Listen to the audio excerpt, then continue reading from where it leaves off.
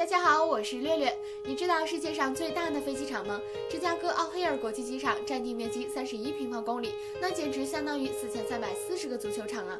美国芝加哥奥黑尔国际机场是世界上最大的飞机场，世界上最大的飞机场占地面积31平方公里。如果你对31平方公里没有概念，那举个例子。国际上足球场面积标准规格，场地长105米，宽68米，面积是105乘68等于7140平方米，1平方公里等于100万平方米，100万除以7140等于140.05602241，所以1平方公里大约有140个足球场大。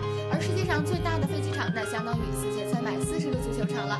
世界上最大的飞机场除了占地面积广，也是世界上唯一的双中枢机场，同时还是美国联合航空公司的总部所在地，距离芝加哥市27公里。世界上最大的飞机场，6条跑道，4个航站楼，并且有高速公路穿梭其中。美国所有的航空公司在这都有自己的登机口，平均不到3分钟就有一个航班起降。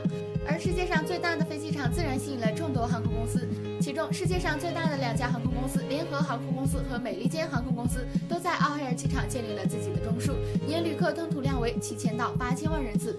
我们下期见，拜拜。